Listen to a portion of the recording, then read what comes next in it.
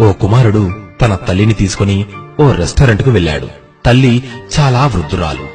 భోజనాన్ని ఆర్డర్ చేశాడు. భోజనం వచ్చింది. ఆ తల్లి చాలా బలహీనంగా ఉండటం వలన ఆహారాన్ని కాస్త మీద పోసుకుంటూ కింద పోసి కాస్త ఇబ్బందికరంగా తినసాగింది. చుట్టుపక్కల వారు ఆమె తింటున్న తీరును చూసి గుసగుసలాడుకోసాగారు.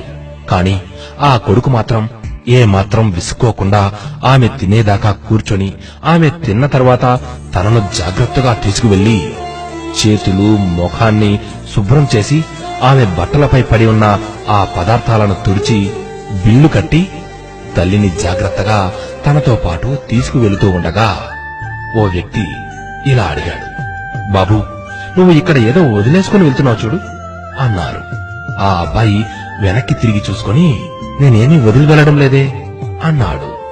అప్పుడు ఆ వ్యక్తి, నీవు ఎంత విలువైన విషయాన్ని ఇక్కడ మా అందరి కోసం వదిలి వెళుతున్నావు నాయనా.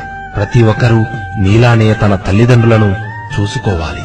వయసు మీద పడిన తల్లిదండ్రులను అసహించుకోకుండా ఓ బిడ్డలా చూసుకోవాలన్న ఓ మంచి సందేశాన్ని ఇక్కడున్న వారందరికీ వదిలి వెళుతున్నావు అన్నాడు ఆ వ్యక్తి.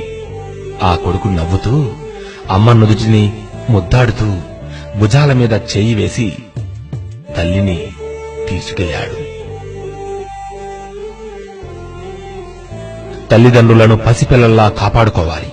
ముసలితనంలో వారిని అతి జాగ్రత్తగా చూసుకోగలిగిన వారే నిజమైన బిడ్డలు కదా.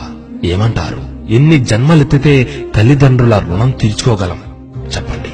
నాస్తి మాతృ సమం దైవం, నాస్తి మాతృ సమః పూజ్యో, నాస్తి మాతృ సమో బంధు, నాస్తి మాతృ సమో గురుః.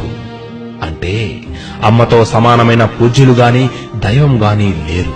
తల్లిని మించిన బంధువులు గాని గురువులు గాని లేరు.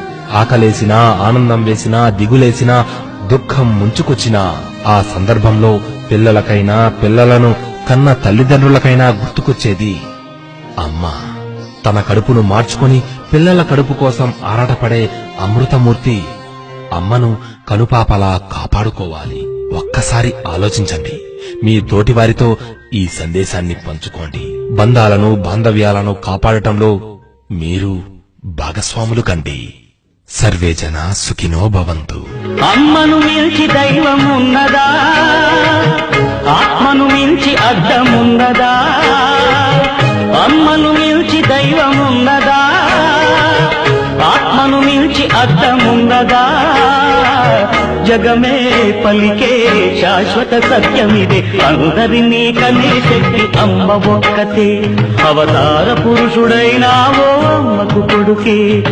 అందరినీ కనే శక్తి అమ్మ ఒక్కతే. అవతార పురుషుడైనావో అమ్మకు కొడుకే.